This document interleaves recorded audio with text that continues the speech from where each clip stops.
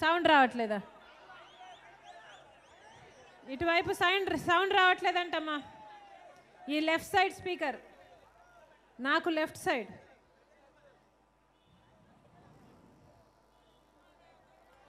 Check check check. ఇది మేలా? ఇది వస్తుందా? ఇది వస్తుందమ్మా? అక్కడ రావట్లేదా? ఇది వస్తుందా? సో ఇది వెనకాల వస్తుంది, ఇది ముందర వస్తుంది.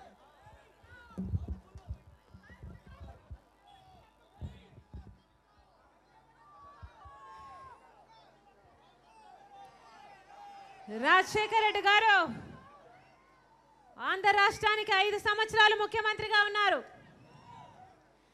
5 సంవత్సరాలు ఉన్నారు. కానీ ఆ 5 ఏళ్లలో ముఖ్యమంత్రి అంటే ఇలా ఉండాలి, ముఖ్యమంత్రి అంటే తన ప్రజల గురించి ఇలా ఆలోచన చేయాలి, ముఖ్యమంత్రి అంటే తన ప్రజలను ఇలా ప్రేమించాలి, ముఖ్యమంత్రి అంటే ఇలాంటి పథకాలను రూపొందించి వాటిని ఇలా అమలు చేయాలి అని ఒక మాదిరిగా నిలిచిన నాయకుడు రాజశేఖర రెడ్డి గారు. 5 సంవత్సరాలు ముఖ్యమంత్రిగా ఉంటే ఆ 5 ఏళ్లలో ₹1 ఏ ఛార్జీ పెంచలేదు, ₹1 ఏ పన్ను పెంచలేదు. అయినా కూడా అన్ని అభివృద్ధి సంక్షేమ కార్యక్రమాలను అద్భుతంగా అమలు చేసి చూపించిన రికార్డు ముఖ్యమంత్రి రాజశేఖర రెడ్డి గారు. నీది ఏ కులం అని అడగలేదు, నీది ఏ మతం అని అడగలేదు, ఆఖరికి నువ్వు నా పార్టీ వాడివా లేక అవతల పార్టీ వాడివా అని అడగలేదు. కులాలకు, మతాలకు, ప్రాంతాలకు, పార్టీలకు అతీతంగా మన పర తేడా లేకుండా ప్రతి ఒక్క వర్గానికి మేలు చేసిన నాయకుడు ఎవరైనా ఉన్నారు అంటే అది ఒక్క వైఎస్ఆర్ గారు మాత్రమే అని గర్వంగా చెప్పుకోగలం. కానీ ఇప్పుడే ఉన్నాడు ఒక ముఖ్యమంత్రి చంద్రబాబు గారు. ముఖ్యమంత్రి అనేవాడు ఎలా ఉండకూడదో, ముఖ్యమంత్రి అనేవాడు ఏ పనులు చేయకూడదో అవన్నీ చేసి చూపించాడు చంద్రబాబు గారు. రైతులకు మొత్తము రుణమాఫీ చేస్తానని వాగ్దానం చేశాడు. అదే మొట్టమొదటి సంతకం అవుతుందని అన్నాడు. ఆ మొదటి సంతకానికే దిక్కు లేకుండా పోయింది. రైతులను దగా చేశాడు చంద్రబాబు గారు. డ్వాక్రా మహిళలు ఎంతమంది అక్క చెల్లెళ్ళు మొత్తం రుణమాఫీ చేస్తానని వాగ్దానం చేశాడు. 5 ఏళ్ళు అయింది, ₹1 రుణమాఫీ అయిందా అమ్మా? ₹1 మీకొక్క ఎవరికీ కాలేదు. ఇప్పుడేమో పసుపు కుంకుమ అంటూ మీకేదో డబ్బు ఇస్తున్నాడు కదా, కనీసం ఆ డబ్బు మీకు రుణమాఫీ కాని దానికి మీకు వడ్డీ పడుతుంది కదా, కనీసం ఆ వడ్డీకైనా సరిపోతుందా? పసుపు కుంకుమలో ఇచ్చే డబ్బు కనీసం మీకు రుణమాఫీ చేయకుండా ఉంటే దానికి వడ్డీకైనా సరిపోతుందా? సరిపోవట్లేదు. భిక్షం ఇచ్చినట్టు ఇస్తున్నాడు, ఎంగిలి చేయి విదిలిస్తున్నాడు చంద్రబాబు గారు. మోసపోకండమ్మా, మీ మీద ప్రేమతో ఇవ్వడం లేదు పసుపు కుంకుమ. ఆ 4.5 సంవత్సరాలు ఏమీ చేయకుండా ఎలక్షన్లు వస్తున్నాయని ఇది ఎలక్షన్ జిమిక్గా ఇస్తున్నాడు చంద్రబాబు గారు. రుణమాఫీ చేస్తాను అన్నది చంద్రబాబు గారి వాగ్దానం. రుణమాఫీ చేయకుండా ఆ వడ్డీకి కూడా సరిపోని డబ్బులు ఇస్తున్నాడంటే మహిళలను ఘోరంగా వంచన చేశాడు చంద్రబాబు గారు. కేజీ నుంచి పీజీ వరకు ఉచిత విద్య అన్నారు. ఫీజు రీయింబర్స్మెంట్ అందుతుందా అన్నా? మీ బిడ్డలకు ఫీజు వస్తుందా అమ్మా? లేదు. పిల్లలకు ఫీజు కట్టలేక తల్లిదండ్రులు అప్పులు పాలైపోతున్నారని ఎంతమంది విద్యార్థులు సగంలోనే చదువులు మానేస్తున్నారు. ఇది ఈరోజు దుస్థితి. ఆరోగ్యశ్రీలో కార్పొరేట్ ఆసుపత్రుల్ని ఆ లిస్టు నుంచి తొలగించేశారు. ఇప్పుడు పేదవాడికి జబ్బు వస్తే గవర్నమెంట్ ఆసుపత్రికి వెళ్ళాలట. చంద్రబాబుకు ఆయన కుటుంబంలో ఎవరికైనా జబ్బులు వస్తే గవర్నమెంట్ ఆసుపత్రికి వెళ్తున్నారా, కార్పొరేట్ ఆసుపత్రికి వెళ్తున్నారా? మీరెవరైనా చూసారా? ఎప్పుడైనా చంద్రబాబు ఆయన కుటుంబము గవర్నమెంట్ ఆసుపత్రికి వచ్చారా? వాళ్ళేమో కార్పొరేట్ ఆసుపత్రికి వెళ్ళాలట, మామూలు ప్రజలు మాత్రం గవర్నమెంట్ ఆసుపత్రికి వెళ్లాలని శాసించారు. ఇది అమానుషం కాదా? ముఖ్యమంత్రి హోదాలో ఉన్నవాడు తన ప్రజల గురించి ఇలాగైనా ఆలోచించేసేది. పోలవరం 15,000 కోట్లున్న ప్రాజెక్టును తన కమిషన్ల కోసమని 60,000 కోట్లకి పెంచేశాడు. పెంచాడు. 3 ఏళ్లలో పోలవరం పూర్తి చేస్తానన్నాడు, వాగ్దానం చేశాడు. ఈ చంద్రబాబు గారికి మాట మీద నిలబడే నైజమే ఉంటే ఈ పాటికి పోలవరం పూర్తయిపోయేది కాదా? పూర్తి చేయలేదు అంటే చంద్రబాబు గారికి మాట మీద నిలబడే నైజం లేనట్టే కదా. అమరావతి పెద్ద అనుభవం ఉంది, ఏదో పొడి చేస్తాడు, ఏదో చింపేస్తాడు అనుకున్నాం. ఏం చేశాడు అమరావతికి? కేంద్రం చెప్తుంది మేము 2,500 కోట్లు అమరావతి కోసం ఇచ్చాము అని చెప్తోంది. ఈయనేమో ఒక్క ఫ్లైఓవర్ కూడా కట్టలేదు, ఒక్క పర్మనెంట్ బిల్డింగ్ కూడా కట్టలేదు. ఏం చేసినట్ట? డబ్బంతా మింగేసినట్టు కదా. అమ్మకేమో అన్నం పెట్టడు గాని పిన్నమ్మకేమో బంగారు గాజులకే ఇస్తానన్నాడట ఒకడు.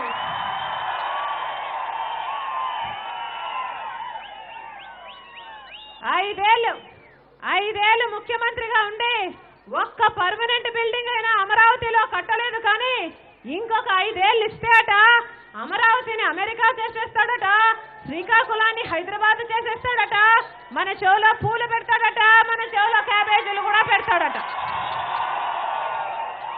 మనం నమ్మాలట, ఆయనకు మళ్ళీ ఓట్లేయాలట. ఇది చంద్రబాబు గారి కోరిక. బాబు వస్తే జాబ్ వస్తుందన్నారు. ఎవరికి వచ్చింది? అమ్మా మీ కొడుకు వచ్చిందా? తమ్ముడు నీకు వచ్చిందా? అన్నా మీ కొడుకు వచ్చిందా? ఎవరికి వచ్చింది?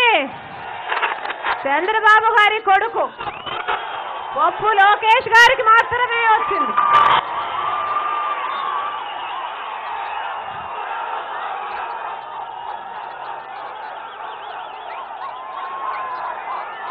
ఒకటి కాదు, 2 కాదు, ఏకంగా 3 మంత్రి పదవులు ఇచ్చారు. ఈ పప్పు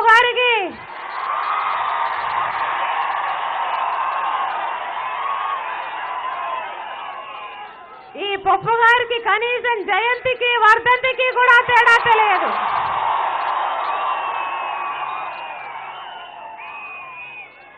ఆలు కూడా రావు కానీ అగ్రతాంబూలం మాత్రం నాకే అన్నాడట ఒకడు. ఒక్క ఎన్నిక కూడా గెలవలేదు ఈ పప్పు గారు.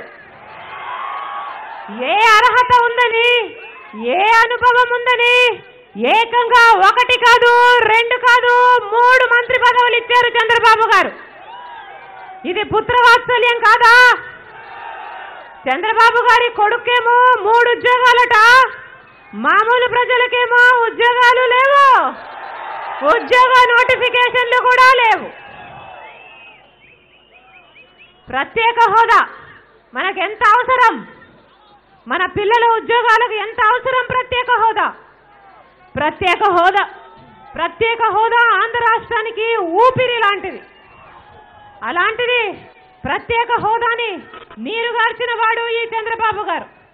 ఈ రోజు మన రాష్ట్రానికి ఇంకా ప్రత్యేక హోదా రాలేదు అంటే దానికి కారణం ఎవరు? ఈ చంద్రబాబు గారు బీజేపీతో కుమ్మక్కయ్యి వాళ్ళతో కలిసి సంసారం చేసి వాళ్ళ ప్యాకేజీకి ఒప్పుకున్నాడు ఈ చంద్రబాబు గారు, ఈయన కమిషన్లు మింగడం కోసం. గత ఎన్నికలకు ముందేమో హోదా అన్నాడు, ఎన్నికలు అయిపోయాక ప్యాకేజీ అన్నాడు. ఇప్పుడు మళ్ళీ ఎన్నికలు వచ్చాయి, మళ్ళీ హోదా అంటున్నాడు. రేపు ఎన్నికలు అయిపోయాక చంద్రబాబు గారు ఏమంటారో చంద్రబాబుకే తెలియదు. గత ఎన్నికల్లో ఏమో బీజేపీతో పొత్తన్నాడు, ఈ ఎన్నికల్లో ఏమో కాంగ్రెస్ తో పొత్తంటున్నాడు. చంద్రబాబు గారిది రోజుకొక మాట, పూటకొక వేషం. అందుకే ఇలా ఇలా ఇలా ఇలా ఇలా ఇలా అంటూ ఉంటాడు. రోజుకొక మాట, పూటకొక వేషం. నాకు 2 నాలుకలున్నాయని చంద్రబాబు గారు చెప్పడం అన్నమాట. 2 నాలుకలు నాకున్నాయి అని చూపిస్తుంటాడనమాట. ఇన్ని రోజులు ఇలా ఇలా ఇలా అంటే ఏమో అనుకున్నా, మనకు అర్థం కాలేదు. ఇలా ఇలా ఇలా ఉన్నాయంటే చంద్రబాబు గారు నాకు 2 నాలుకలు ఉన్నాయి, నాకు 2 నాలుకలు ఉన్నాయి, నాకు 2 నాలుకలు ఉన్నాయని చెప్పుకోవడం అన్నమాట. ఈసారి నుంచి తెలుగుదేశం వాళ్ళు చంద్రబాబు వాళ్ళు ఇలా ఇలా అంటే మనం అర్థం చేసుకోవాలి, అవును వీళ్ళకు 2 నాలుకలు ఉన్నాయి అని. చంద్రబాబు గారు ప్రత్యేక హోదాను నీరుగార్చడానికి ఈ 4 ఏళ్లలో చేయని ప్రయత్నమే లేదు. ఇంకొక వైపు జగన్మోహన్ రెడ్డి గారు ప్రత్యేక హోదా కోసం చేయని పోరాటమే లేదు. ఈ 5 ఏళ్లలో జగన్మోహన్ రెడ్డి గారు ప్రత్యేక హోదా కోసం ఢిల్లీలో ధర్నాలు చేశారు. మన రాష్ట్రంలో రోజుల తరబడి నిరాహార దీక్షలు చేశారు, రాస్తారోకోలు చేశారు, బంధులు చేశారు, జిల్లాకు వెళ్లి యువబేరీలు పెట్టారు. ఆఖరికి వైఎస్ఆర్ కాంగ్రెస్ పార్టీ నేతలు ఎంపీలు ఎంతమంది ఉంటే అంతమంది నిరసనగా రాజీనామాలు కూడా చేసి పదవీ త్యాగం కూడా చేశారు. చంద్రబాబు గారు దమ్ముంటే నిజం చెప్పాలి. ఈరోజు చంద్రబాబు గారు మళ్ళీ హోదా కాదు, ప్యాకేజీ కాదు, హోదానే కావాలి అని యూటర్న్ తీసుకున్నాడు అంటే దానికి కారణం జగన్మోహన్ రెడ్డి గారు కాదా? కానీ చంద్రబాబు గారు నిజం చెప్పరు, దమ్ము లేదు, నిజము చెప్పలేరు. ఎందుకో తెలుసా? చంద్రబాబు గారి నెత్తి మీద ఒక శాపం ఉంది.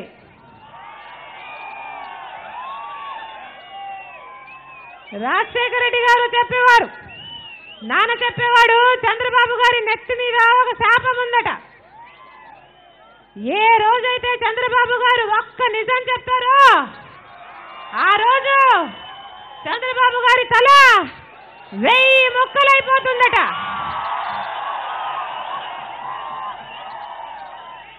అందుకనే చంద్రబాబు గారు ఎప్పుడూ నిజం మాట్లాడరు.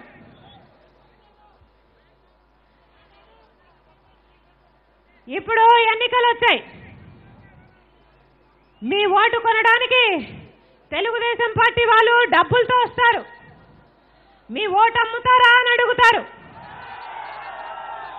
మీ ఓటు కొంటాము అని చెప్తారు. అమ్ముడుపోతారా? అమ్ముడుపోతారా? అమ్ముడుపోకండి. నిజానికి చంద్రబాబు గారు మీకు ఎంత బాకీ ఉన్నారో తెలుసా?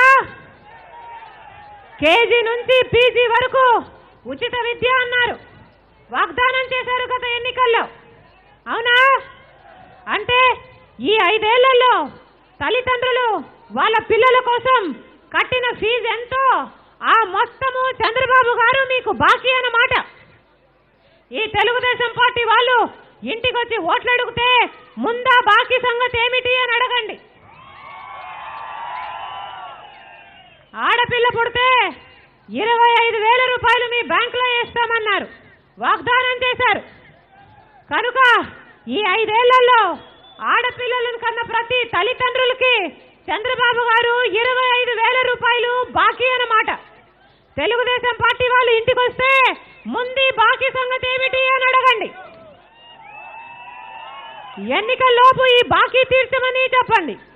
కాలేజీ విద్యార్థులకి ఐప్యాడ్ ఇస్తామని వాగ్దానం చేశారు, ఎన్నికల్లోపు ఐప్యాడ్ కూడా ఇమ్మని చెప్పండి.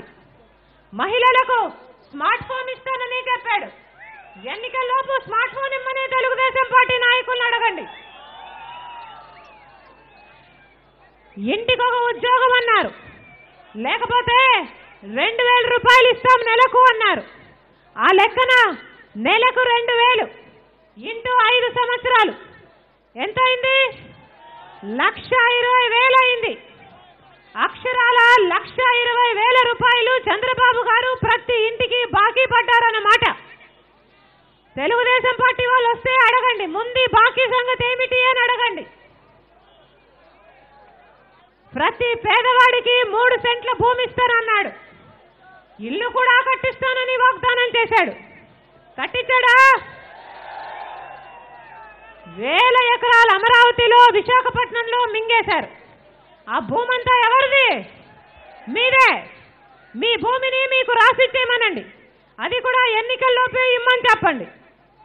రైతులకు, మహిళలకు, చేనేతలకు అందరికీ మొత్తము రుణమాఫీ అన్నారు, అంటే మీ రుణం ఎంతైతే ఉందో అంత రుణము, ఆ డబ్బు మొత్తము చంద్రబాబు గారు మీకు బాకీ అన్నమాట. ముందా బాకీ తీర్చమని చెప్పండి. వీళ్ళు ఓట్లు కొనడానికి డబ్బులతో వస్తారు. మీకు ఎంత డబ్బు ఇచ్చినా కూడా ఆ బాకీ మాత్రము తీరదు. వాళ్ళు ఎంత డబ్బు ఇచ్చినా మీ బాకీ మొత్తము తీరదు. ముందు డబ్బుంటే ఆ హామీలన్నీ, ఆ బాకీలన్నీ ముందు తీర్చి తర్వాత మాట్లాడమని చెప్పండి. చంద్రబాబు గారు అబద్ధపు ప్రచారాలు చేస్తూ మాకు వైఎస్ఆర్ కాంగ్రెస్ పార్టీకి టీఆర్ఎస్తో పొత్తుంది, బీజేపీతో పొత్తుంది అంటున్నారు. మాకు ఎవరితోనూ పొత్తు లేదు. మాకు కేసీఆర్తో పొత్తు లేదు, మాకు బీజేపీతో పొత్తు లేదు, మాకు కాంగ్రెస్తో పొత్తు లేదు. మాకు పొత్తు అవసరం లేదు. సింహము సింగిల్ గానే వస్తుంది.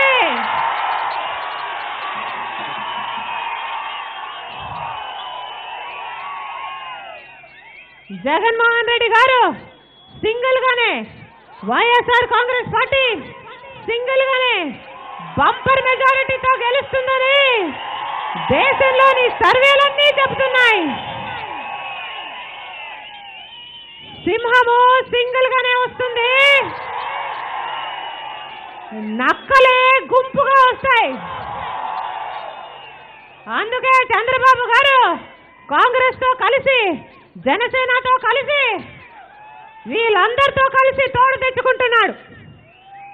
ఏ పొత్తు లేకుండా ఈ రోజు వరకు చంద్రబాబు గారు చేసిన ఎన్నికే లేదు. ఎవరు నక్క, ఎవరు సింహం?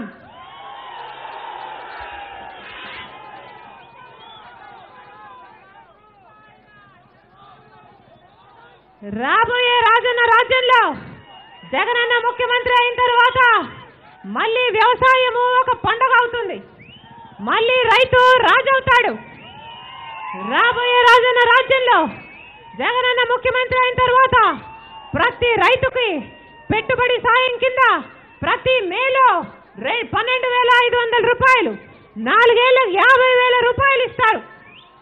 3,000 కోట్లతో గిట్టుబాటు ధర కోసం ఒక నిధి ఏర్పాటు చేస్తారు. వరదో కరువు వచ్చి రైతు నష్టపోకుండా ఉండడానికి 4,000 కోట్లతో ఇంకొక నిధి ఏర్పాటు చేస్తారు. డ్వాక్రా మహిళలు అక్కచెల్లెల రుణం ఎంతైతే ఉందో మొత్తం రుణమంతా 4 విడతల్లో మాఫీ చేస్తూ మీ చేతుల్లోనే పెడతారు.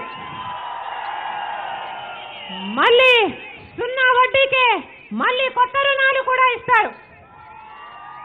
కాలేజీ విద్యార్థులకి మీరు ఏ కోర్సు కావాలంటే అది చదవచ్చు. డాక్టర్ అయినా, ఇంజనీర్ అయినా, ఎంబీఏ అయినా, ఎంసీఈ చేసినా, మీరు ఏ కోర్సు అయినా, ఏ కాలేజీలో చేసినా, ఎన్ని లక్షలైనా ప్రభుత్వమే ఉచితంగా చదివిస్తుంది. దానికి పైగా 20,000 రూపాయలు సంవత్సరానికి హాస్టల్ ఫీజుకు, మెస్ ఫీజుకు ప్రతి విద్యార్థి చేతుల్లోనూ పెడతాం. ఆరోగ్యశ్రీలో మళ్ళీ కార్పొరేట్ హాస్పిటల్ని చేరుస్తాం. మీరు ఏ హాస్పిటల్లో అయినా, ఏ ఊర్లో అయినా ఉచితంగానే వైద్యం చేయించుకోవచ్చు. అక్క చెల్లెళ్ళు వాళ్ళ పిల్లలను కూలీకి పంపించకుండా స్కూలుకు పంపించడానికి ప్రతి అమ్మకు 15,000 రూపాయలు ప్రతి సంవత్సరము ఆమె చేతుల్లోనే పెడతాం.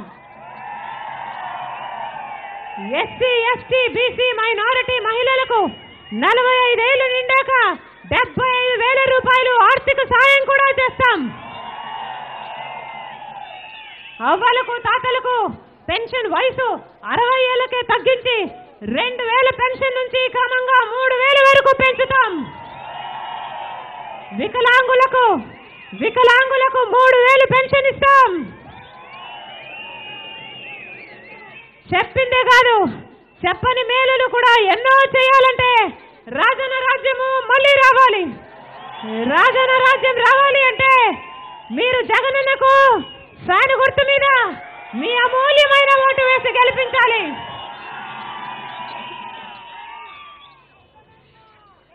నాతో పాటు చెప్పండి, ప్రజా తీర్పు కావాలి. బై బై బాబు. ప్రజా తీర్పు, ప్రజా తీర్పు, ప్రజా తీర్పు.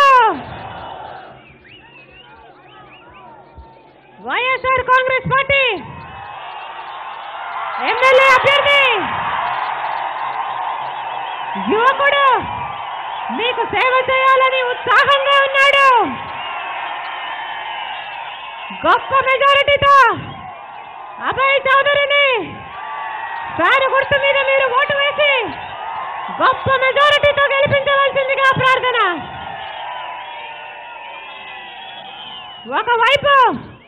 ఒకవైపు ఈ అభయ్ చౌదరి ఉన్నాడు, చదువుకున్నవాడు, యువకుడు, మీకు సేవ చేయాలని, గత సంవత్సరం నుంచి మీకు పరిచయస్తుడు కావాలని కష్టపడి పనిచేస్తున్నాడు.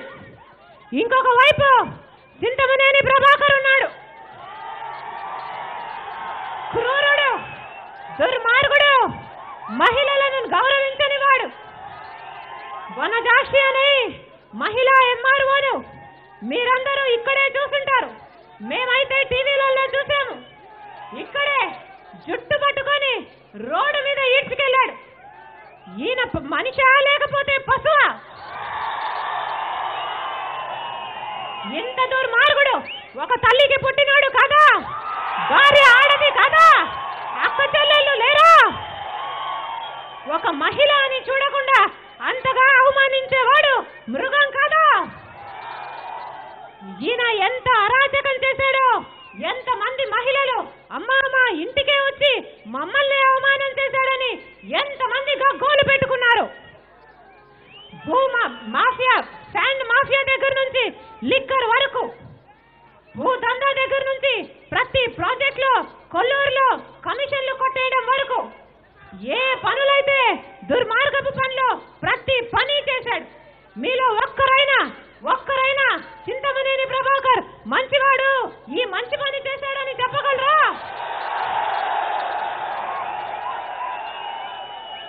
అలాంటి దుర్మార్గుడు ఎమ్మెల్యే పదవికి, అసెంబ్లీకి పోవడానికి అర్హుడా? 5 ఏళ్లు దోచుకు తిన్నాడు. 5 ఏళ్లు ప్రజలని ఎంతగా హింస పెట్టారో, ఎంతమంది ప్రజలు చెప్తున్నారో మీకే తెలుసు. ఇదే అవకాశం, ఇప్పుడే అవకాశం. ఈ ఎన్నికలే మీకు ఆయుధం. భయపడకండి, ఆయన బెదిరింపులు భయపడకండి, మోసపోకండి, డబ్బులకి లొంగిపోకండి. ఇదే ఆయుధం, ఈ ఎన్నికలే మీకు ఆయుధం. గట్టి బుద్ధి చెప్పమని తెలుగుదేశం పార్టీకి, చింతమనేని ప్రభాకర్కి ఇదే పతనమని, మీరే న్యాయం తీరుస్తున్నారని ఆయనకు బుద్ధొచ్చేలా ఈ జన్మంతా మర్చిపోకూడదు. డిపాజిట్ కూడా రాకుండా గొప్ప మెజారిటీతో వైఎస్ఆర్ కాంగ్రెస్ అభ్యర్థి అభయ్ చౌదరిని గొప్ప మెజారిటీతో గెలిపించవలసిందిగా ప్రార్థన.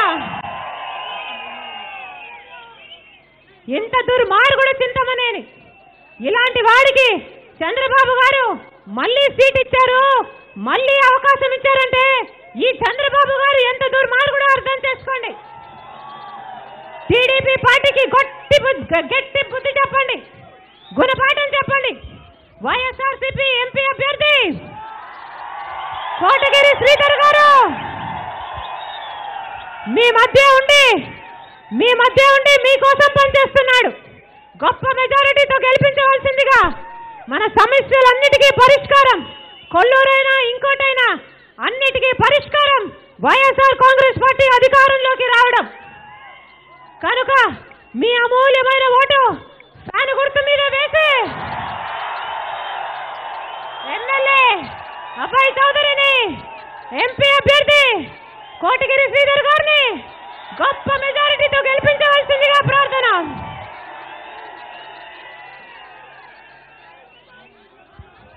11వ తేదీ ఎన్నికలు. ఫ్యాన్ గుర్తు మీద మీరు వేసే ప్రతి ఓటు రాజన్నకు వేసినట్టు.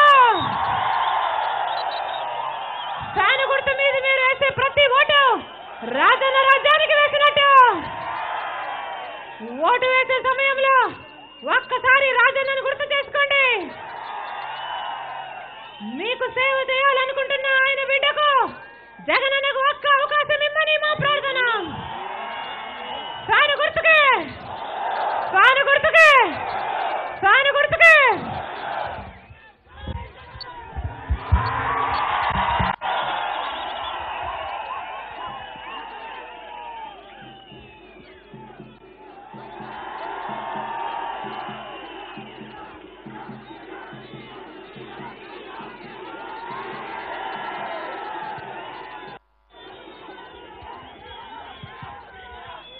ఈరోజు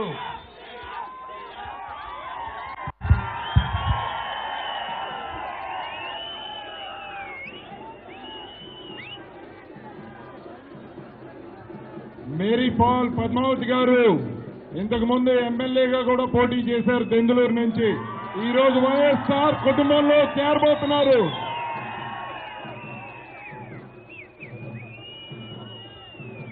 పల్నాడు గాంధీ తెలుగు యువత స్టేట్ చింతలపూడి నుంచి ఈరోజు మన వైఎస్ఆర్ కుటుంబంలో చేరుతున్నారు.